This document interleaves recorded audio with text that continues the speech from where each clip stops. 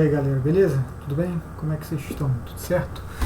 Vocês estão passando essa quarentena, né? Agora a gente já, aos poucos, começando a liberar os serviços, né? Mas o importante é que a gente ainda mantenha todos os cuidados que a gente vem tendo desde o início, né?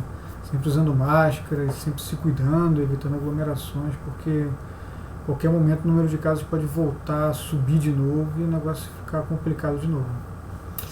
Mas beleza, vamos lá, vamos começar aqui nossa aula. Hoje a gente vai dar continuidade ao que o Renan começou a falar com vocês nas últimas 2 semanas, que é a parte de eletricidade, né? Ele começou a falar sobre carga elétrica, sobre formas de conseguir carregar um determinado corpo eletricamente, e hoje a gente vai dar continuidade nesse assunto falando sobre a lei de Coulomb, né? É interessante observar, eu não sei se ele chegou a comentar com vocês, mas assim, pelo menos na minha opinião, essa parte de eletricidade, né, de eletromagnetismo, esse assunto, ele é um pouco mais, eu diria que ele é um pouco mais complexo no sentido de que ele é um pouco mais abstrato, né? Você não tem tanta intimidade com esses conceitos, né? E na parte mecânica, por exemplo, a gente tratava de um corpo que se chocava com outro corpo. Né? Isso é uma situação, por exemplo, que vocês têm uma visualização, vocês conseguem visualizar esse tipo de coisa acontecendo, né? Um corpo que tem uma determinada velocidade, né? O que é velocidade que a gente viu lá no início, né? Velocidade é uma grandeza que exprime o quão rápido um corpo se locomove. Vocês conseguem visualizar isso, né? Um corpo se locomove de uma determinada forma, outro corpo mais rápido. Se esse corpo está mais rápido, ele tem uma velocidade maior. Então são conceitos que a gente consegue visualizar de uma forma muito mais fácil, muito mais prática no nosso dia a dia. Agora, os conceitos de eletricidade, como carga elétrica, e como conceitos que a gente ainda vai ver de campo elétrico, de campo magnético, são coisas mais complexas, porque a gente não vê um campo elétrico por aí, a gente não enxerga um campo magnético, a gente não enxerga uma carga elétrica andando por aí. São coisas muito mais abstratas, então acaba ficando um pouco mais complicado de entender. Mas é interessante porque ao estudar essas coisas e aos poucos entendendo esses conceitos, a visão de mundo de vocês vai mudando, né? Então é interessante sempre dar uma esticada no cérebro, aprendendo sempre formas novas de enxergar a natureza, de enxergar as coisas, né? Beleza? Então vamos lá. Sem mais delongas, a aula de hoje vai ser mais rápida, né? A gente vai falar da lei de Coulomb. Certo?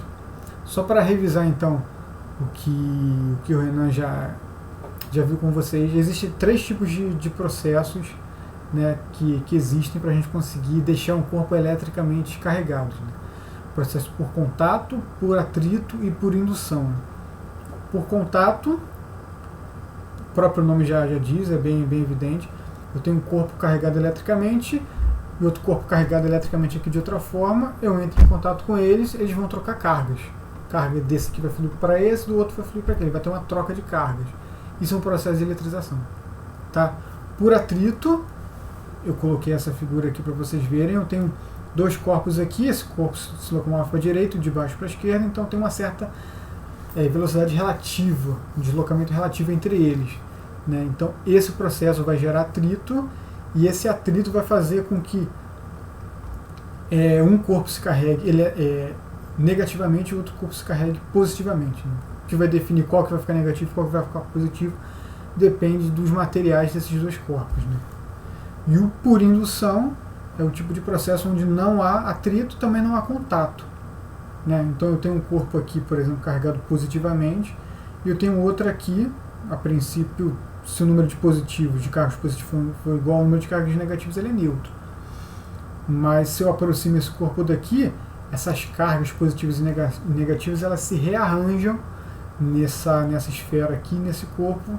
Né? As negativas vão se aproximar das cargas positivas desse outro objeto aqui, desse bastão, e as positivas vão tender a se afastar. Então você tem um processo de rearrumação de cargas. Esse é um processo de indução. Tá? Beleza. Mas agora a gente vai estudar a lei de Coulomb. O que essa lei de Coulomb faz? Qual é o grande objetivo dela? Essa lei de Coulomb, ela modela como que essa força elétrica vai ocorrer entre 2 cargas diferentes. Né? Força é um conceito que a gente já viu em mecânica, né, que tem unidade de newtons, E essa mesma força que existe mecânica quando um corpo está em contato com o outro, né, que é a força normal, força da gravidade, né, também existe agora na parte de eletricidade. Né? Se eu tenho duas cargas, uma carga vai exercer força sobre a outra. Né? E a magnitude dessa força, o quão grande vai ser essa força, é descrita pela lei de Coulomb. Né? Ela diz o seguinte, ó, a intensidade das forças de interação entre dois pontos materiais de cargas elétricas Q1 e Q2, ou seja, eu tenho dois pontos aqui materiais. Dois pontos materiais são dois corpos, só que são corpos bem pequenos que eu posso considerar eles praticamente de dimensão de um ponto. Né? Então eu digo que ele é um ponto material. Né? Então eu tenho um corpo de carga elétrica Q1 e outro de carga elétrica Q2.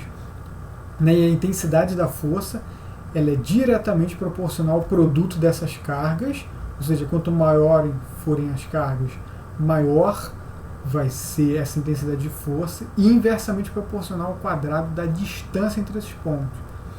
Ou seja, quanto maior a distância, como é inversamente proporcional, quanto maior a distância, menor vai ser essa força elétrica de atração. Tá? Inversamente, é inversamente proporcional ao quadrado da distância. Né? Por isso que eu tenho essa distância R aqui embaixo ao quadrado. Né? Essa fórmula aqui, esse modelo aqui da lei de Coulomb é muito parecido com a lei da gravitação universal, que talvez a gente dê tempo da gente ainda ver, mas para o final do curso. Né? Então eu tenho aqui a força de interação entre eles, é a carga 1 vezes a carga 2 divididos pela distância ao quadrado, que é exatamente o que está escrito aqui. Aqui está escrito em linguagem portuguesa e aqui nessa simples equação aqui em linguagem matemática. Vocês devem ter percebido que tem um K aqui. Esse K é uma constante que depende do meio, ou seja, ele é um valor. Se essas duas cargas estiverem no ar, aqui tem um valor. Se estiver no vácuo, tem outro valor. Se estiver na água, tem outro valor. Tá bom? A gente determina isso experimentalmente. Faz um experimento e determina quem é o K. Tá? Então, beleza. Então, a unidade de carga elétrica é o Coulomb. Né? Aliás, agora a gente vai precisar ver qual a unidade de carga elétrica. Eu já acabei adiantando para vocês. Qual vai ser a unidade de carga elétrica que a gente vai trabalhar para a gente poder jogar nessa equação aqui. Né? Porque a gente viu quanto maior a carga, maior a força. Beleza, mas qual a unidade de carga? Então, a unidade de carga que a gente vai utilizar é o Coulomb. Tá? Em homenagem a um físico francês que descobriu experimentalmente essa relação entre carga elétrica e força elétrica. Né? Que ficou conhecido como lei de Coulomb. Né? Então, beleza. A constante K, por exemplo, é uma constante que depende do meio. No vácuo, ela vale 9 vezes 10 a 9 newtons metro ao quadrado, divididos por Coulomb ao quadrado. Né? Outra coisa que é importante ressaltar, que vocês já viram com o Renan, é que cargas de mesmo sinal se repelem, cargas de sinais opostos se atraem. Né? Esse valor de F aqui, ele é o valor da intensidade dessa força. Ele não, essa equação aqui, ela não diz qual a direção e qual o sentido que a força F vai atuar. Né? A direção da força F é a direção, né, da reta que une um ponto ao outro. Então, se eu unir esse ponto aqui, eu vou ter uma reta horizontal aqui. Então, a força F vai estar nessa direção. Né? E qual o sentido dela? Né? Se os dois corpos forem positivos, eles vão tender a se afastar. Então, essa força aqui é para a esquerda, essa força aqui é para a direita. Se eles tiverem sinais opostos, como positivo e negativo, a magnitude da força, o módulo dela, né, que é o comprimento desse vetor aqui, é o mesmo, só que agora no sentido contrário. Percebe que a direção é a mesma, porque continua nessa reta horizontal, que é a reta que une esses dois pontos aqui, mas agora o sentido está um apontando para o outro. Tá? Então, beleza. Né? Agora, algumas curiosidades. Né? Um Coulomb ele é definido como a quantidade de carga elétrica que atravessa uma seção normal de um condutor percorrido por uma corrente elétrica de 1 ampere. Né? Isso é a forma como o Sistema Internacional de Medidas trata o Coulomb. Né? É interessante porque meio que de trás para frente como essa definição aqui ela ocorre. Né? Porque primeiro a gente ainda não viu corrente elétrica, mas carga elétrica, Mas a corrente elétrica ela depende da carga elétrica, mas a carga elétrica é definida em função da corrente elétrica, né? Meio esquisito, né? Mas é assim que é definido isso, tá? E o menor valor de carga elétrica que existe é a carga elétrica do elétron, né? Que vale 1,6 vezes 10 a menos 19 coulombs, ou seja, uma carga bem pequenininha é a carga elétrica do elétron, né? E qualquer carga que a gente consegue medir, né, ela vai ter que ser um múltiplo dessa carga elétrica aqui, né? Porque, por exemplo, esse objeto aqui, deixa eu pegar um objeto qualquer, essa régua aqui que está na minha mesa, ela está descarregada eletricamente, ou seja, o número de elétrons é igual ao número de prótons aqui, né? A carga elétrica do elétron é negativa e do próton é positiva, e o valor delas é o mesmo, né? Então uma cancela com a outra, então esse objeto aqui está eletricamente neutro. Se eu quiser carregar esse objeto negativamente, por exemplo, a única forma de eu carregar eletricamente negativamente é cedendo elétrons para eles, então eu tenho que dar elétron. Só que o mínimo de carga que eu posso dar é um elétron, eu não posso dar meio elétron, um elétron indivisível. Então se eu der um elétron, ele vai ficar 1,6 vezes 10 a menos 19 negativo, né? Se eu der outro elétron, vai ficar menos 2 vezes 1,6 vezes 10 a menos 19 coulomb. E assim por diante. Então é sempre um múltiplo desse valor aqui, bem pequenininho, né? Beleza? E o mesmo vale se eu quiser carregar ele positivamente. Eu tiro elétrons dele e ele fica carregado positivamente, tá bom? Ou seja, né, sabendo disso daqui, uma carga de 1 coulomb tem equivalente a 6,3 vezes 10 a 18 elétrons, ou seja, elétron pra cacilda, pra caramba, né? Esse número aqui dá para vocês descobrirem por regra de 3, né? Vocês podem fazer um elétron equivale a essa carga elétrica aqui, né? De 1,6 vezes 10 a menos 19 coulomb, e 1 coulomb equivale a quantos elétrons? Faz uma regra de 3 que vocês conseguem chegar nesse número aqui. Beleza? Antes da gente fazer esse exemplo aqui, eu queria mostrar duas animações para vocês aqui rapidamente. Aqui. Acabei esquecendo de mostrar isso aqui no início do vídeo, mas depois eu mostro no final. Queria mostrar essa animação aqui, que ela fala sobre a lei de Coulomb, né? Então o que eu tenho? Eu tenho uma carga aqui e outra carga aqui, certo? Eu tenho dois cidadãos aqui que estão segurando essa carga. Você percebe que essa carga aqui faz uma força apontada para ela, ou seja, ela está puxando essa carga na direção dela, e essa carga aqui faz uma força no sentido dela, também puxando ela, né? Isso é possível se as duas cargas tiverem sinais opostos, né? A gente realmente vê, ó, a carga 1 tem menos 4 micoulomb, né, microcoulombs, e a carga 2 tem 10 microcoulombs, ou seja, a carga 2 é positiva e a carga 1 é negativa, por isso que uma atrai a outra, né? O que acontece, por exemplo, e aqui em cima a gente vê a força de Coulomb, né? Força de atração elétrica aqui. Percebe que se eu começar a aproximar as duas cargas, a intensidade dessa força vai aumentar, ó. Percebe que a setinha está ficando maior? Está ficando maior. Ó, e a força que o Q1 faz no Q2 está sendo de 9,96 vezes 10 elevado a 2 newtons, ou seja, muita força. E quanto mais eu aproximo, mais aumenta essa força, Percebe? Se eu afastar, essas forças diminuem, né? Se eu aumentar, por exemplo, a carga elétrica do primeiro cara, está menos 4 microcoulombs. Se eu deixar ela mais negativa ainda, esperado que essa força aqui aumente, né? Olha lá. Tá vendo? Ela está ficando cada vez mais negativa, e a tua força está ficando cada vez maior. Porque lembra que a força de atração de Coulomb é a carga elétrica de um vezes a carga elétrica do outro, né? Então vai ser 10 vezes 10 aqui, microcoulombs, né? Agora, se eu diminuo ela, se eu boto ela a 0, por exemplo, pronto, não tem mais força. A segunda continua carregada, 10 microcoulombs, só que a primeira está descarregada, então não tem força elétrica. Se eu boto agora a primeira carregada positivamente, percebe que quanto aumenta a carga, a força aumenta, só que agora a força é de repulsão. né? Esses dois bonequinhos aqui que estão ajudando a manter essas partículas aqui paradas, estão empurrando elas agora, percebe? Porque a força que essa aqui faz nessa daqui é para minha esquerda, pelo menos para minha esquerda. E o boneco tá tendo que empurrar ela para fazer uma força para a direita, para poder segurar ela no lugar. Beleza? Tranquilo? Então beleza. Então vamos fazer um exercício aqui só para a gente ver na prática como é que funciona isso, né?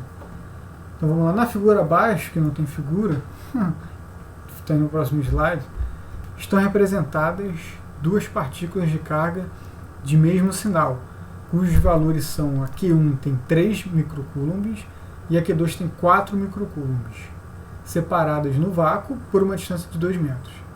Ou seja, se elas estão no vácuo, se ele deu material, então eu já consigo saber o valor de K. Né? Eu vou em alguma tabela ou no livro, eu já tenho, isso é tabelado, o valor do K, tá? Que foi medido experimentalmente. Então eu tenho o valor das duas cargas, sei o valor do K da constante e sei a distância entre elas. Já posso calcular a força elétrica, que é o que ele pergunta, qual o módulo da força de interação elétrica entre essas partículas. Então, ó, como uma partícula tem carga de 3 microcoulombs e a segunda de 4, as duas são positivas. Então a situação que eu tenho é essa primeira situação aqui. As partículas estão se repelindo. Né? No vácuo, o K vale esse valor aqui. Então agora é só substituir tudo na minha equação. K igual a Q1 vezes Q2 divididos por R ao quadrado. Então K é isso daqui. Q1 é 3 microcoulombs. Micro significa 10 a menos 6. Né? A segunda carga vale 4 microcoulombs, 10 a menos 6 de novo, divididos por 2 ao quadrado, ou seja, a distância de 2 metros, né? E a distância entre eles. Fazendo essa conta aqui, trabalhando agora com a notação científica, né? Simplificando agora e resolvendo essa expressão aqui, a gente chega que a força de interação entre essas partículas vale 2,7 vezes 10 a menos 3 newtons. Beleza? Então vocês viram que não é complicado, né? Aplicar essa lei de Coulomb. Né? E essa lei de Coulomb, então, ela modela como que a força de interação entre duas partículas ocorre em função da carga elétrica entre elas.